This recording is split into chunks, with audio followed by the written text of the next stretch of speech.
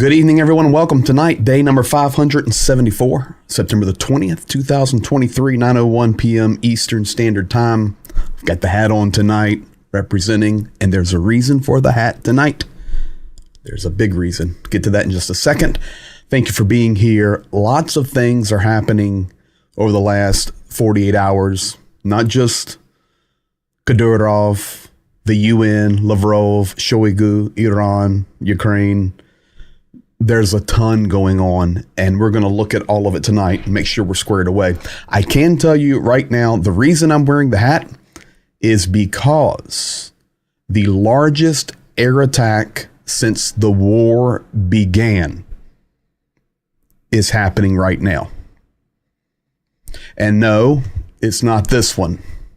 This is a response. Ukraine just performed their largest drone air attack in Crimea to this point in the war, and I'm going to tell you all about that. So thank you guys for being here as always. I think it was King Raccoon, first one in tonight, and welcome to you from across the pond. Desade wants to open a granola factory in Ukraine, and we'll take care of the grain ourselves. Going to update you guys on what all this stuff means in regard to Poland. It's okay. Everything's cool, but it's a little odd. I saw you there. Let me go back here. You guys are rolling now. Chuck Pinkham, welcome to you out there in San Jose. And Skeg down there in the Down Under, welcome to you. Carl Elwell, he's got it down. Good evening from Vegas, baby. Don Gentilini, always thank you. You're very welcome for the work. Pat Schoaf, welcome to you. JJB. Oh, nice avatar there. Image. Australia, Ukraine, hand in hand. JJB also from beautiful nation of Australia. You Australian boys, I'll tell you this, the software I use to stream comes from Australia. It's called vMix. A great Australian company there. Andrea Schoaf, welcome to you. Carl Elwell, you're right. Hit the like button, everybody. JDO, one of our moderators, thank you for all that you do, sir. Hernan, welcome from South America, Argentina. Zelensky speaking powerful statements at the UN, Albania too. Yes, we're going to look at a couple of those tonight, and I'll give you the full update of what he said. Janet Smith, welcome to you. Skeg, you like the hat? Yeah, me too. This is a real one, boys. It's a real patch too. That is not a patch I got off of Amazon. Ricochet, welcome to you, sir. Armenian Azerbaijan, yeah, they just signed their peace agreement, and we'll see what happens with that. Hello, Greg. The mother in Ukraine in your intro needs updating to the new shield. You know what? You're exactly right. Haven't even thought about that. I'd like to know the story behind that American man or woman hired by the Ukrainian government for English media. I will find out. I do not know, but we can find out. Slava Ukraina. Good morning, Malcolm Bills over there in Great Britain. I'm going to go with Julio Tamu, not Julio. Julio Tamu. Good evening from Mississippi down there. Welcome to you, sir. Fireballs down there in Virginia. All right, guys, here we go. We're going to jump in it. So over the last 3-4 hours, Ukraine has unleashed their largest attack since the war began through the air, and they have hit in the highlight there. They've hit an airbase, and they've also hit the ports. They've hit Yevpatoria, where a port is. They've hit Saki, where an airfield is. They've hit Novofedorivka, where there are storages, and they've hit Sevastopol. It's major attack. Now, I'm going to play you a video from that a couple hours ago. It came out of Crimea, and and it actually came out of Sevastopol. I will translate. So there's many people out there in the world that say Crimea is Russia and that the people down there are actually for Russia. Okay, that's as far from the truth as anything. The people in Crimea that are for Russia are the tourists who've come from the mainland Russia. The people who have lived in Crimea now under occupation for years and years and years are Ukrainian. They just can't get out. They could prior, and they did. I have some very good friends from Sevastopol. They left. They were able to get out pre-2022 war and invasion. Now, forget it. Nobody's getting out to Ukraine. You can go to Russia. That'll work for you. So let me show you this. For those that say right here. Yeah, I can answer you on that one. I can answer you that one, Ricochet. I know where they're at. Here we go. This is Crimea, just a couple of hours ago, being hit by Russian drones. I will translate the guy filming it from his phone. Ой, ты какой красавчик.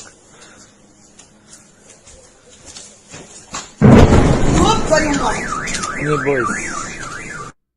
So, he's just filming. You can hear it. That's typically the sounds we hear coming out of Ukraine. So what did he say? He said, "Oh man, this is beautiful." What does that mean? He's welcoming the strikes. It was not fear. Lady in the background saying, ooh, another one. Oh, beautiful. The people down there, Ukrainians, are ready for liberation. It's just going to take a while. So this is in response. They put 6 Tupolovs in the air immediately. So these regions right now, and we'll watch it and check back during the update. These are the regions, and you can see with the cruise missile or the missile icons there. So there are six jets in the air when that happened. Now, Ricochet, I saw your question there, or your comment rather. Local media in Crimea report all Russian Kilo-class submarines have disappeared from Sevastopol. They have, and they've reappeared. So where are they at? Let me bring up a map and I'll show you here. Let's do this one. So yes, there were 6 submarines. They left Sevastopol and they have now beached in right here, Novorossiysk. They're in this port. The deal with this port, guys, is if you remember, this is where Ukraine hit that other ship. Yes, it's safer than Sevastopol, but it's just due east. So those subs are now over here, and that's on most Ukrainian military info. Tupolev 22s are heavy bombers. Thank you, JDO. So that's where we're at right now. That's good. Ukraine making a deal there. Now, over the last 48 hours, I want to show you the difference between the Ukrainian military and the Russian military. You have 4 strikes that have happened, major strikes that have happened in Ukraine over the last 48 hours. You have 1 major strike, not including the strikes tonight in Crimea, that Ukraine has done against their occupied lands, and that was actually in Melitopol. So I'm going to start with Lviv. Lviv, I'm actually going to show you a video on this because it's a humanitarian warehouse complex that deals with shipping and storage for humanitarian aid for the war. Now, this one is personal because I'm going to show you the video in just a moment. And when I do, you're going to see towards the end of it, a loading dock. My 2 little feet have stood on that loading dock multiple times, as well as Zhenya's. That is the warehouse we have used multiple times to ship. I want you to think about that when I show you the video. It's now destroyed. So that's what Russia targeted. Secondly, in Kremenchuk, they targeted and hit a oil plant. I was talking to a guy in Ukraine today. They're fully expecting beginning October that the strikes against fuel and electrical infrastructure, such as plants and substations, will be increased. They will once again, like last fall and winter, want to keep Russia in the dark, or you keep Ukraine in the dark, rather. Typically, when I was there daily during the winter, in which I will be again this year, it was 8 to 12 hours a day we were in blackout. So, and there's just no power. So we'll see, but we see Kremenchuk was hit. Move around to Kupiansk. What was hit in Kupiansk? Civilian rescuers. 4 men, 2 women in a van going to take some civilians out from close area. Their van was shelled. They're all eliminated. Very sad. Now, you guys know I tell you the truth here. These guys were running kind of on their own without the military helping them. The military let them go through, okay, to do the rescue. But when we go close, and others that we work with, we go with the military because they're on the radios. We wait until they know the window. They're the ones that have the drones in the air.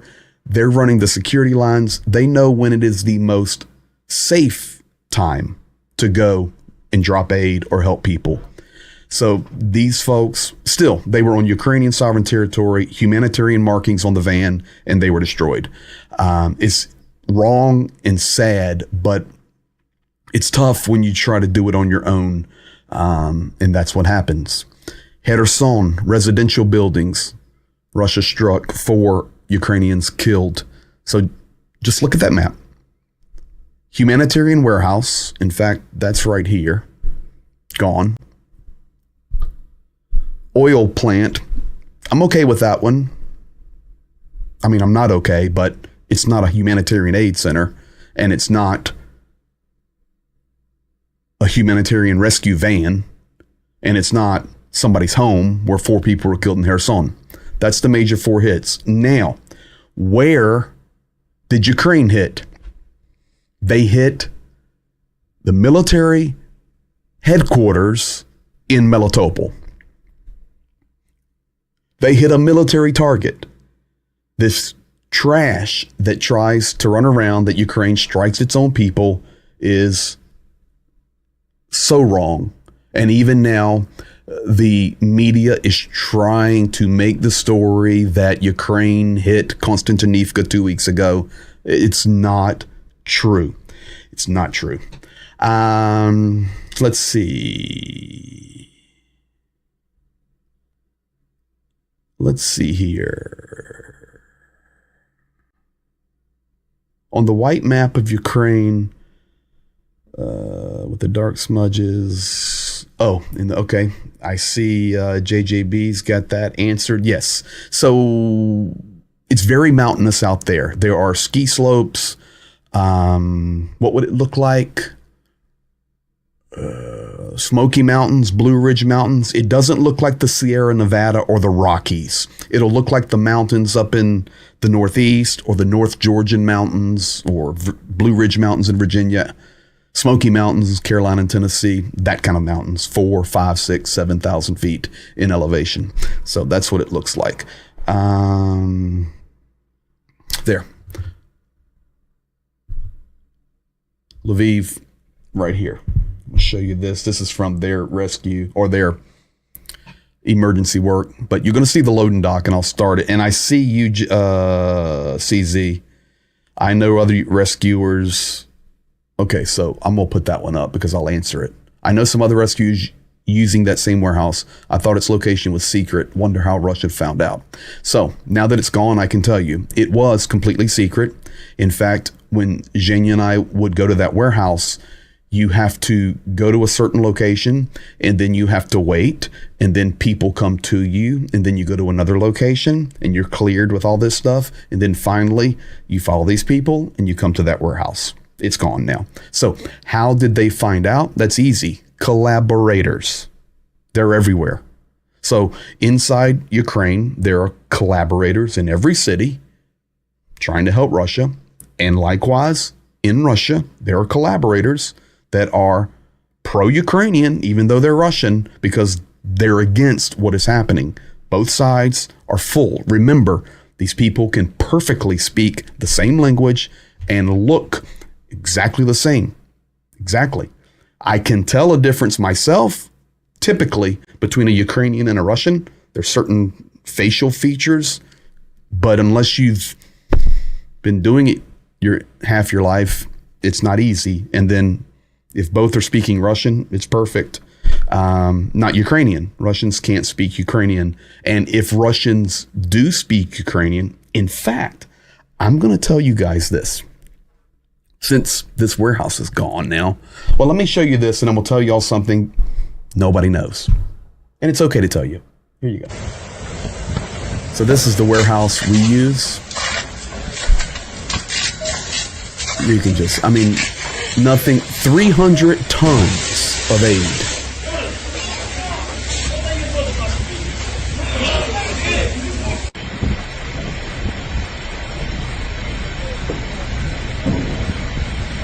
The secret is secret no more.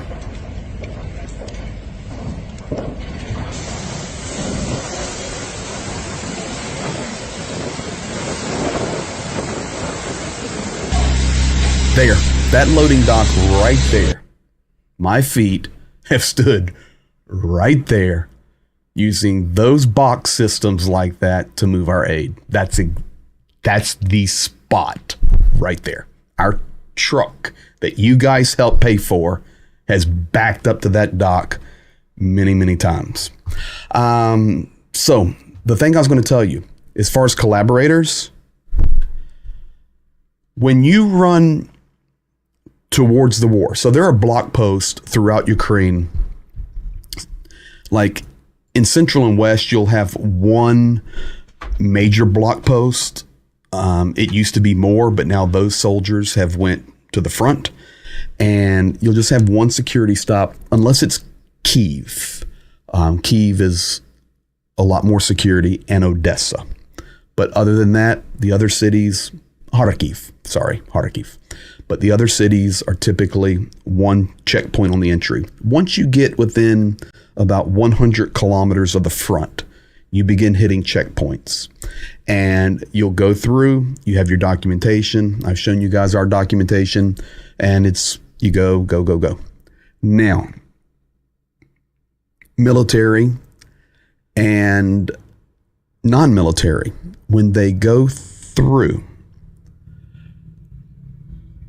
for example, Zhenya and I are in a vehicle. Zhenya's speaking to them in Ukrainian, perfect Ukrainian.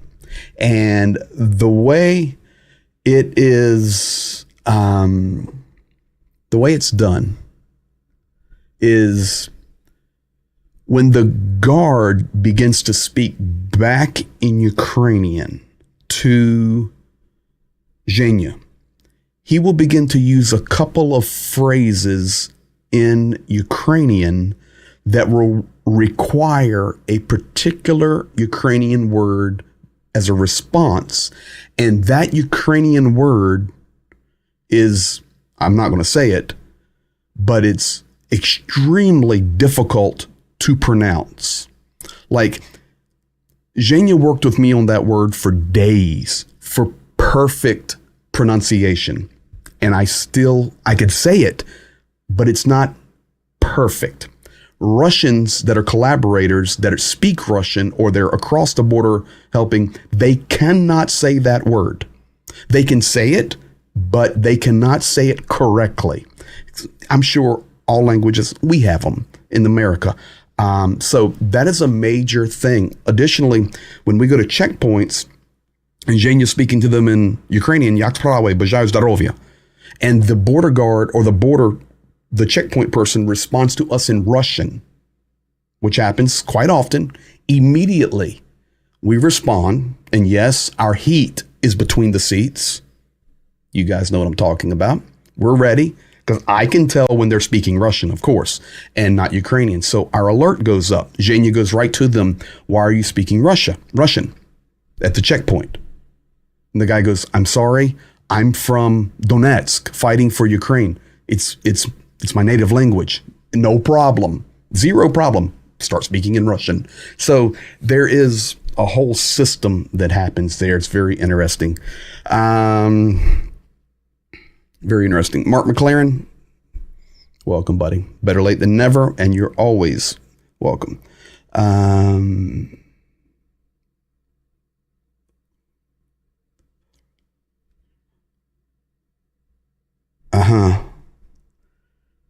Of Win a War Zone, wear that battle rattle at all times, including your helmet. Once you get back NATO lands, take it off. Well, I can tell you, I know exactly what you're saying there. Yeah, we started wearing it more because now they're just hitting anything at any time.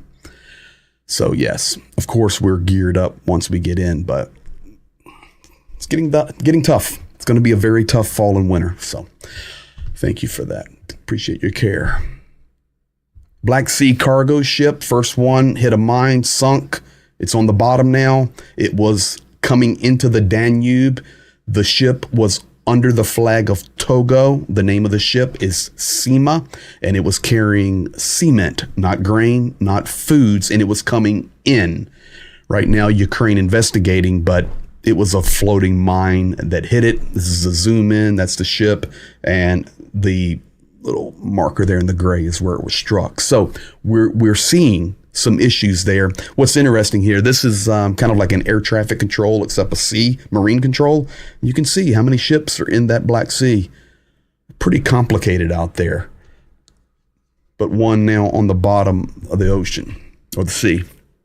Now, Ukraine having today to return 10 Leopard 1s. Do not read more in this.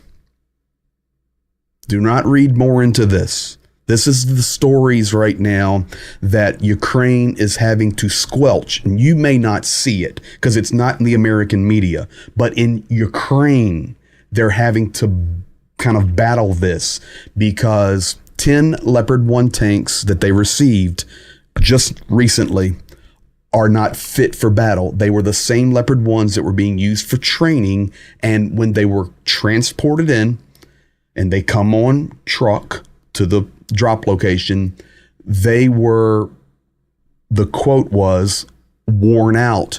And there were some things that were not functioning properly. They said it was because of the training, and then they were not checked after the training. So unfortunately, Ukraine can't repair them. So those 10 Leopards are on the way back to Poland right now to be repaired. They're not angry. It's not trying to start conflict between Poland and Ukraine. We've got enough of that going on right now, but it's just a fact. It is what it is. These are the things that are happening, you know. Now, I want to update you guys on Zelensky and his statements. This is not the clearest images, but I could get him in English here. English, once again, fantastic. Couple of his statements from the UN, and then I'm going to tell you the main things he said. I've got translated from the transcript of his speech. Each decade, Russia starts a new war. Parts of Moldova and Georgia remain occupied. Russia turned Syria into ruins. And if not Russia, the chemical weapons would have never been used there in Syria. Russia has almost swallowed Belarus. It is obviously threatening Kazakhstan and other Baltic states. And the goal of the present war against Ukraine is to turn our lands, our people, our lives, our resources into a weapon against you. So there's his first statement. Okay. Now let me read a few of these and then I'm going to share the next part, which Pretty good. He says Ukraine surrendered its third largest nuclear arsenal. They did. Then the world decided that Russia should become the guardian of power. Currently, Russia deserves disarmament here and now. Terrorists do not have the right to possess nuclear weapons. It's a quote. He stated, the occupiers use the nuclear power plant, of course, Zaporizhia, as a weapon. Russia turns nuclear energy into a weapon. True. Kidnapped Ukrainian children in Russia are taught to hate Ukraine. It's genocide. That's a fact. In fact, I can tell you right now that the kids that are taken into Russia, which there are thousands, are in Russian schools in the Far East. And I need to cut to this. You guys need to see this. I'm watching this while I'm talking to you. It's lighting up like crazy now. So you can see the Ukrainian kids that have been taken, they're pushed into the East, they're put in the Russian schools, and they are indoctrinated. I've got plenty of videos on it, but it's really just hard to translate and do it because it's so detailed. But the bottom line is they're being taught, Ukraine is not Ukraine. Ukraine is Novorossiya. Ukraine was Russia. Crimea is Russia. These are Russia. Ukrainians are Nazis. They're being taught that. That's what Zelensky's talking about. In the green, it's disturbing to see how at this time, some people in Europe, pay attention to this one right here. Some people in Europe are undermining solidarity and staging political theater, making a thriller out of grain. Now, this was not only a direct statement to Poland, which it was, but there were also references here, and even though Turkey's not in the EU, it was to Erdogan. I'll show you why. He says on this one, I am aware of attempts to make some shady deals behind the scenes. Evil cannot be trusted. That's the Erdogan statement. Now, the Polish statement, after Zelensky made that statement in the UN, the Ukrainian ambassador to Poland, who is in Poland, was immediately called to the State House in Warsaw. He was called on the carpet. It says, why is Zelensky saying that? There is some tension right now. It's not going to affect the war, guys. I promise you. But there's just some tension. We're on day 574 of this war. And then the last one there, the shady deals behind the scenes, that is 100% Erdogan. Erdogan says this: Putin is really on the side of ending this war as soon as possible. But it's quite obvious that it will last for a long time. Turkish President Erdogan, in an interview with PBS, he then said that he trusts the Russian dictator because, as reliable as the West is, Russia is just as reliable. Now, those are absolute quotes. Would you guys explain to me why this cat's in NATO? And why does he think that he can be the mediator to stop this war? He's done. And the problem is, he was just reelected president. He's not going anywhere in Turkey. So that's out. Zelensky remembers everything. And that is unacceptable. That's why he's saying here, I know there are attempts behind the scenes. Now, with that, Biden made a statement. Okay. It sounds okay, but I'm going to explain to you the problem with this statement. Okay? Listen to it first, and it's okay. But there's a problem here. See if you can catch it. No nation wants this war to end more than Ukraine. And we strongly support Ukraine in its efforts to bring about a diplomatic resolution that delivers just and lasting peace. But Russia alone bears responsibility for this war. Russia alone has the power to end this war immediately. And it's Russia alone that stands in the way of peace, because Russia's price for peace is Ukraine's capitulation, Ukraine's territory, and Ukraine's children. Okay, so listen, did you catch it? I'll play it again for you. I'll pause it this time. See if you caught it. No nation wants this war to end more than Ukraine. No nation wants this war to end more than Ukraine. I agree completely with that statement. That's a fact.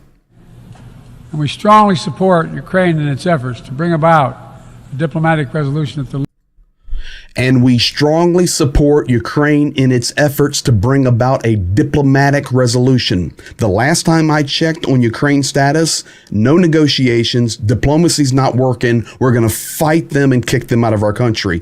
But we support them in their diplomatic efforts. No, sir, we need to support them and NATO in their military efforts to end this, because there's no more time for negotiation. They're killing innocent people every day. And great, we support you diplomatically. How about we also support you ethically, socially, and militarily? No, because you have a yellow streak down your back standing on the world stage. Pathetic. You have to listen and pay attention to what these cats say. Mr. Cat, Mr. President Cat. Keep listening. This one is even worse. Here we go. But Russia alone bears responsibility for this war.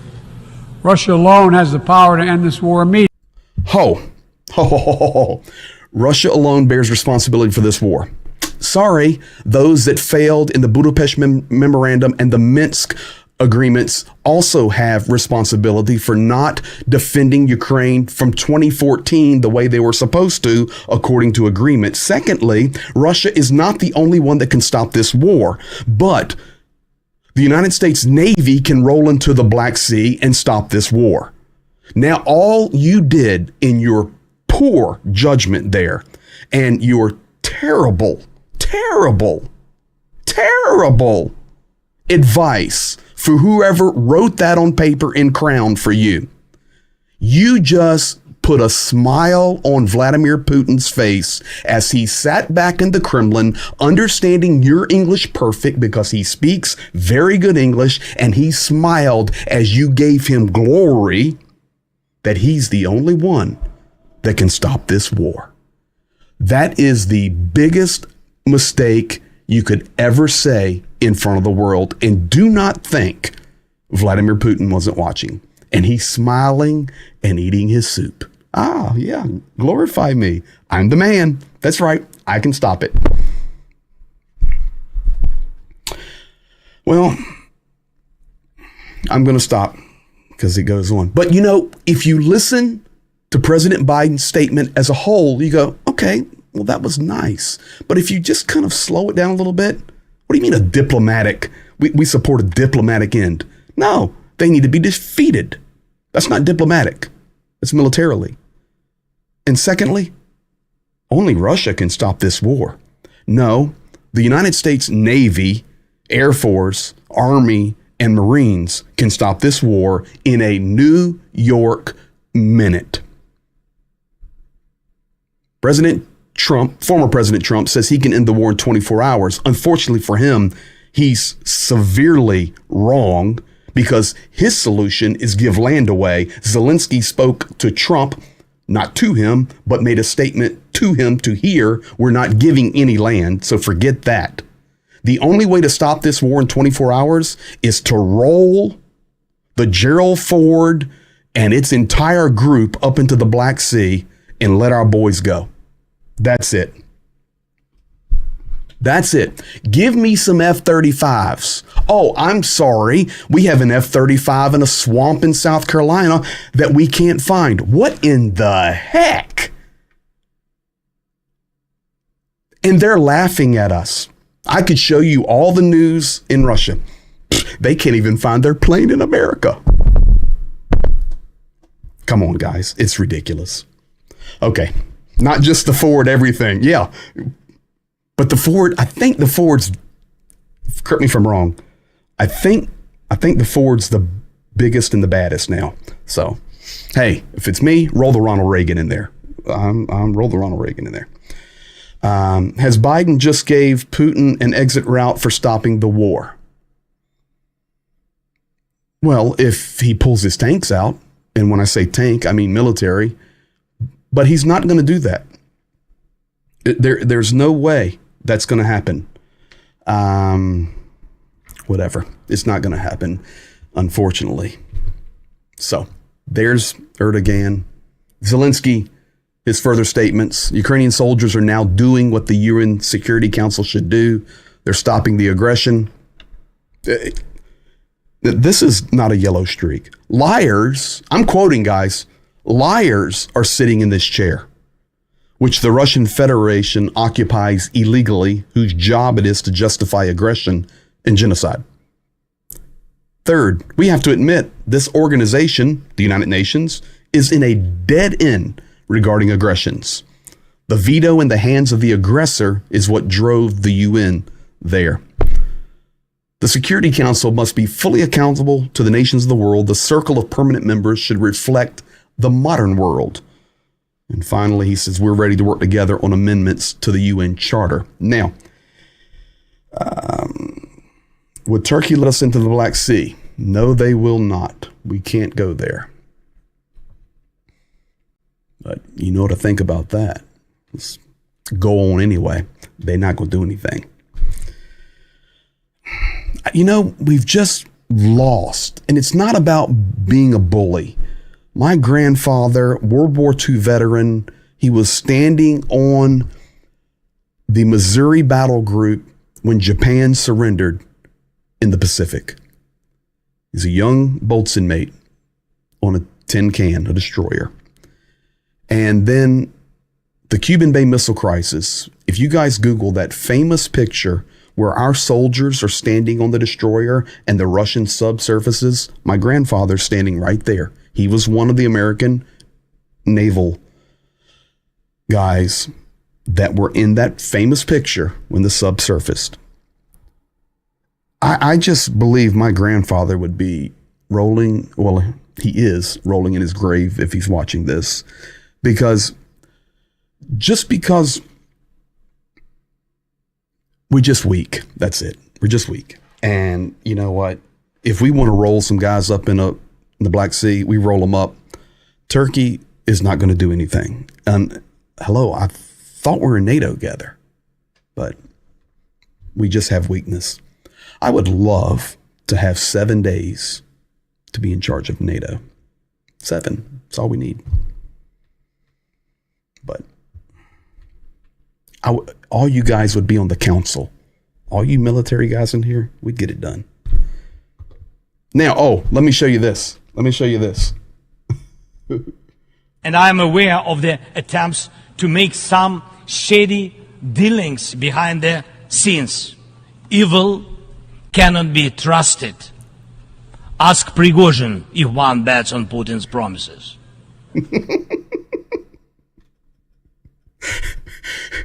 I know these guys are making deals behind the scenes, but evil can't be trusted. Just ask Prigozhin how that worked out for him. So good. Remember this, guys?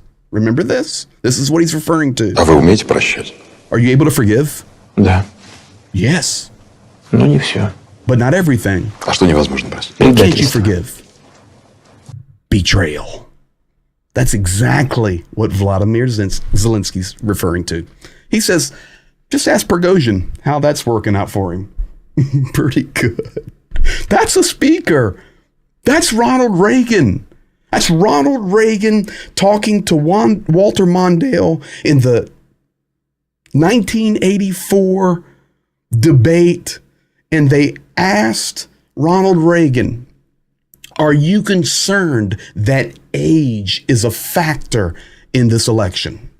And Ronald Reagan, the great statesman, looked at the camera and he says, no, I'm not going to allow my opponent's youth and lack of experience to diminish what is happening in this election.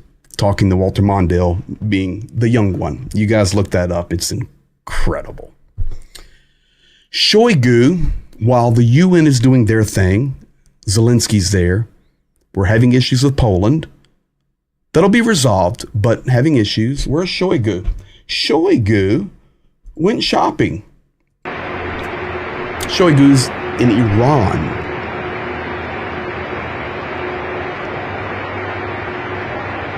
Military equipment.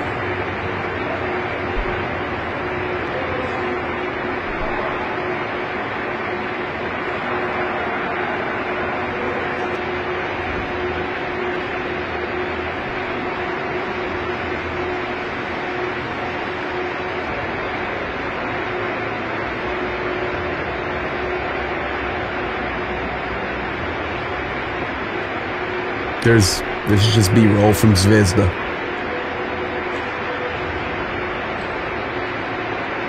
Look at our beautiful rockets.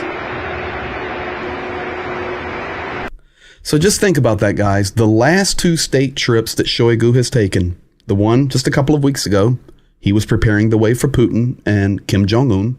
He went North Korea. Now where's he at? Iran. What else do you need to know? These guys are doing business and weapons and everything. One of my favorite Reagan lines, mine too, man. It was awesome. Let's see here. Yeah, that was actually a good question, King Raccoon. Why not go from the north? And then actually, that's the right answer. So Ukraine has no desire to take any Russian land. But that Black Sea is so important, not only for access into Ukraine, but also access into Russia. You know, you may see on your news, well, there's 6 submarines and a few ships here. Ukraine sunk the Moscow, and Ukraine damaged this one. It's out. Listen, they have a large navy, and they have multiple bases throughout the world. So the Black Sea gives the best access. Let's see here if I can find this out. Let's go here. I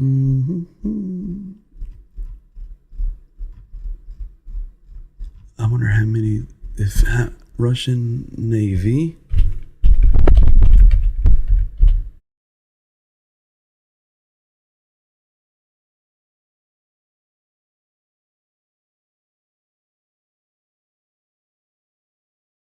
Russian Navy, 370 ships active.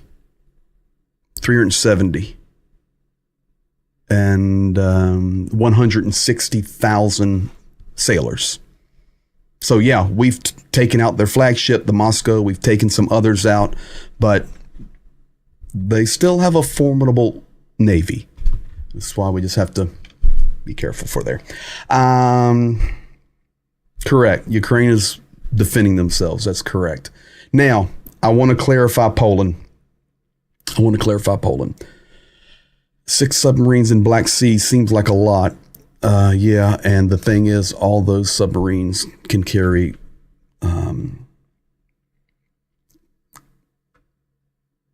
what is it called? They're salvo cruise missiles, but there's a different term, but they all are capable. They're good subs. So we've got a little rift going on between Ukraine and Poland, but it's not going to affect the war at this point. Beginning today, now not here, it's 9:46 p.m., it's 4:46 a.m. in Ukraine and 3:46 a.m. in Poland. Starting the 21st, which is today there already, Poland is changing their rules of stay for Ukrainians. A lot of the benefits and things that were applied are now being lifted, and they're going to have to be working. The thing is, many Ukrainians are already working. There are going to be new border restrictions in place. And I can tell you already, crossing the Polish border, which is how I get in and out of Ukraine, it's not easy for people. It's easy for me, American passport and all the right documents. But for Ukrainians or even Polish, it's a challenging border right now. And then thirdly, the imports they're going to place under further review. That's it. Now, on a different topic, this is Morawiecki, Prime Minister. This is something. Ukraine is defending, quote, itself against Russia's brutal invasion, and I understand the situation. But we are defending our country. We are not currently transferring weapons to Ukraine now because we are arming Poland. And that is the truth. At the end of this, Poland's going to be the most militarized nation in the EU. That's a fact. That does not mean that tanks, equipment, Germany just released a new batch of supplies and they'll come through Poland. That has nothing to do with that. They're transporting aid that comes from the US, military supplies from any nation. It's going through Poland every time. No problem. But Poland is not sending any more of their personal stuff. They're stockpiling. And, you know, people misunderstanding that. Oh, Poland's blocking weapons. No, Poland is securing their weapons because they've given enough away. They're concerned about their own defenses. Now, does he know something we don't know? Maybe not. But, you know, you can't give away everything and not be able to defend your own self. So we'll see. Now, once this happened, I translated this for you guys. Ukraine started getting a little wacky today, and Ukraine put out this document. It says how Poland supports Ukraine during the war from 2022. They reminded their people, because when this news really started clearing today and coming down, Ukraine was mad. Ukrainians were mad their ambassador was called on the carpet in Poland. They were mad that making no real headway on the import ban, and really not happy that Poland was changing its rules beginning tomorrow about Ukrainians in Poland. So they were complaining. Ukraine put this out and says, do not mistake, Poland's our best friend. And right now, we're day 574 of the war, and it's tough. They've got to do what they have to do, do what we have to do, but don't think we're not friends. Everything's okay. So they reminded their people, 2022, they deployed 9 border points for refugees. This is what Poland's done. They supported the transit of Ukrainian grain at all checkpoints. They signed a number of documents on cooperation in defense, energy, and regional development. The president and prime minister of Poland have visited Ukraine more than any other nation, 6 times for each. In 2022, the main partner in the export of goods was Poland. In total, 15,000 Starlinks came through Poland into Ukraine. I can testify to that. The 10 that we bought, 9 for military and 1 for ourselves, our team had to go to Poland to pick them up. Starlinks are not shipped into Ukraine. They come to Poland and then they're transported into Ukraine. All of that's facts. 2023. Offered treatment and rehabilitation for 2.5 thousand military. Now, yes, the grain import was stopped. That's red. Not happy. A total of 11 billion euros in aid was provided, 2% of their GDP. They allowed the transit of grain under convoy. No problem. In general, the most tanks were transferred from Poland, greater than 300. Among them are 14 Leopard 2s. At the level of parliament, they support NATO's accession, or Ukraine's accession to NATO.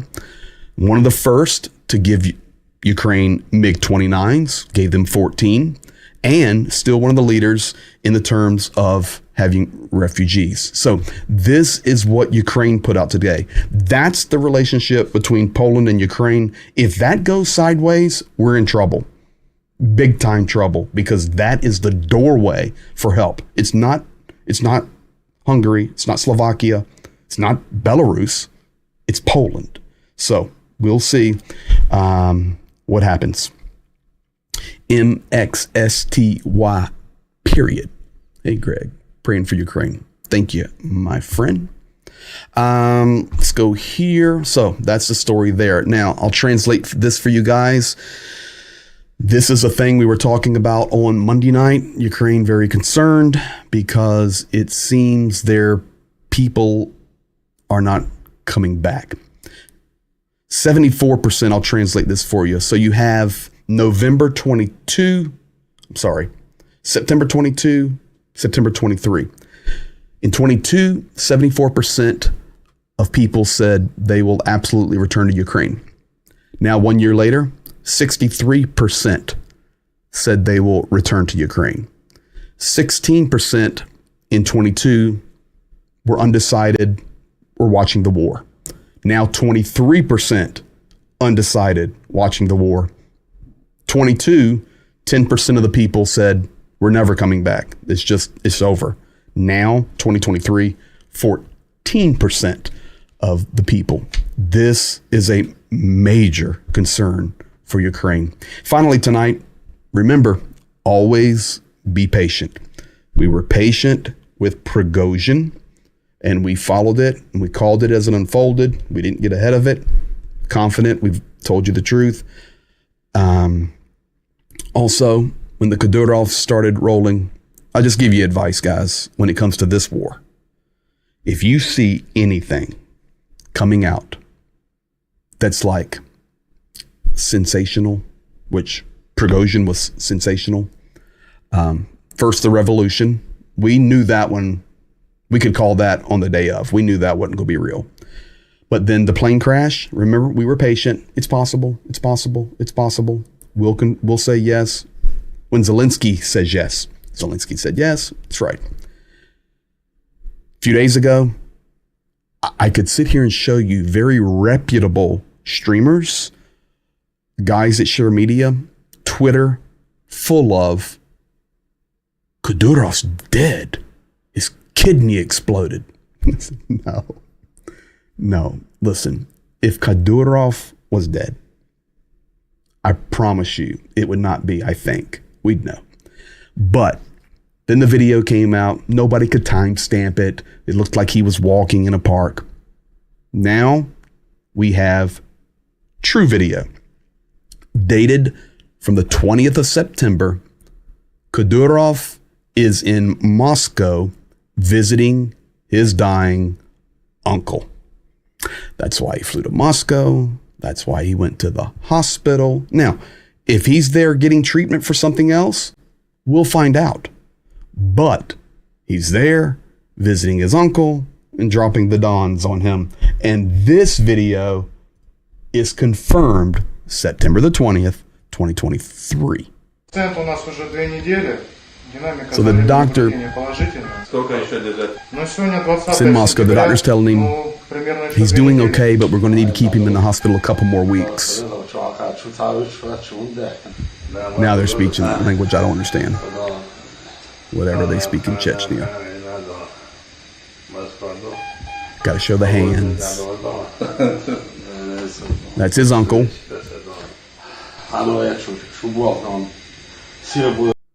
And there's Kadyrov. And that guy in the white beard is he's like second or third in command with Kadyrov. He's always with him. So that's why we're patient. That's why we're patient. If he was dead, it would be on TikTok. You're probably right. But I can tell you,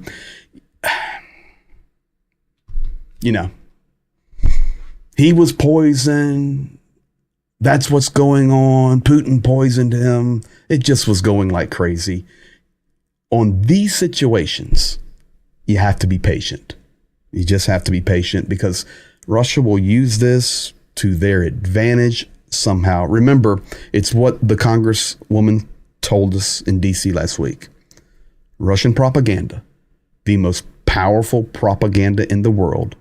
And she, quote, said, I have no doubt that Russia propaganda works on Capitol Hill even in trying to push through our bills and laws. There's no way that it's not Russian propaganda. So it's what happens. It works through systems like this. They'll see, they put out this news, who's talking about it.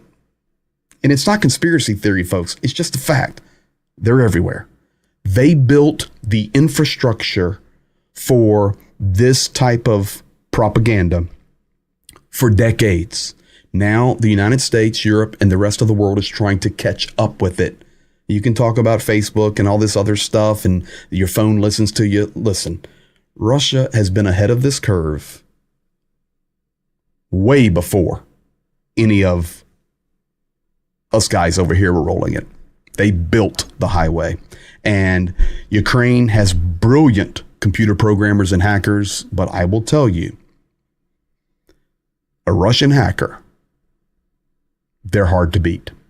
And I don't understand it. I just know it. I can bring on my hacker buddies from Ukraine and put them on here and interview them. And I can ask them who the greatest computer hackers in the world. And they will say point blank, Russians. They just programmed this way. So that's where we're at, and we'll watch it.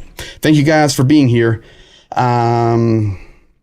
Appreciate it. That's where we're at. Let's go back to which I haven't looked because I've been on a different page here. Yep, just like we called it. There you go.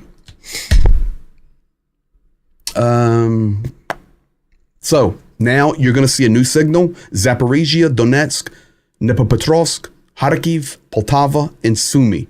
You see the missile sign, and then you see the exclamation point. What that means is there are physical missiles in the air. They're in the air. This is a response from Ukraine hitting Crimea so hard. Let me check a couple of other things here. They're KH-101, and they have been launched by Tupolev 95s.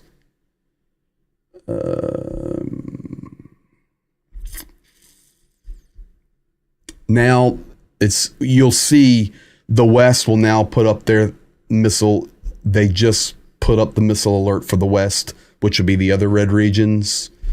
Missile danger to the West. Go to the shelter.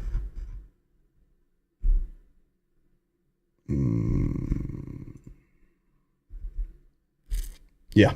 So the missiles came in through Kharkiv. If you look at that map right there you're looking at, they came in through Kharkiv. And that's through Belgorod. 7 Tupolev 95s. First group of cruise missiles came in through Kharkiv.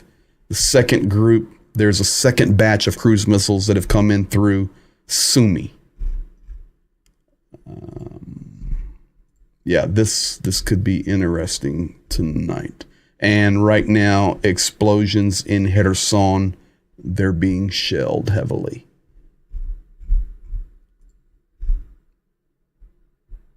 All right, that's where we're at on that. So that's live for you guys. Appreciate all of you. You guys be blessed. That's where we're at.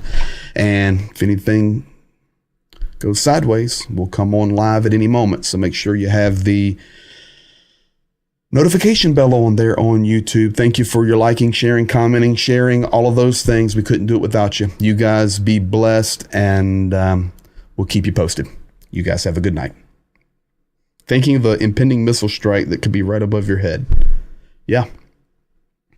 You ought to be there, the Sade, and you hear it go over your head, and then, or you see it, then you hear it. Yeah. It will rattle your bones, I promise you. We've had them fly over our heads in Kramatorsk. So nothing like it. All right, guys, be blessed, and we will see you soon. Slava Ukraini!